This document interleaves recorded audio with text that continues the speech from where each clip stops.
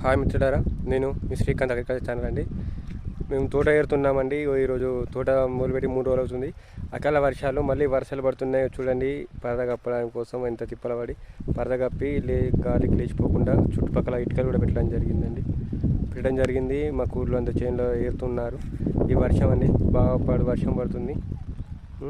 ఇప్పుడే అన్నం తిని అటు వెళ్దామండి. ఈ చాలా అంటే చాలా కష్టంగా, చాలా ఇబ్బంది ఉందండి.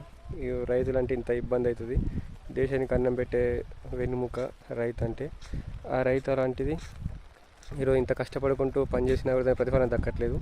ఇన్ని రోజులు ఎండలు కొడుతున్నాయంటే అకాల వర్షాలతోని రాళ్ళ వాన పడేసరికి చెట్లు, పెరళ్ళు, మొక్కలు అన్నీ కూడా పోతున్నాయండి. చాలా ఇబ్బంది అవుతుంది మిత్రులారా. ఇలా ఉంటుంది రైతు అంటే ఆషామాషి కాదండి.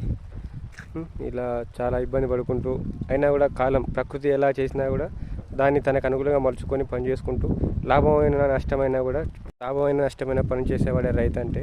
రైతుని ఎవరు చిన్న చూపు చూడకండి. రైతు లేకపోతే మనగడే లేదు, ఎవరికి అన్నం కూడా దొరకదు. మెతుకు దొరకాలన్నా ఏం కావాలన్నా రైతు పండియకపోతే పంట అనేది ఉండదు. మిత్రులారు, ఎవరు రైతు చిన్న చూపు చూడకండి. ఇప్పుడు వర్షాలకి పెరళ్ళు పడిపోతాయి.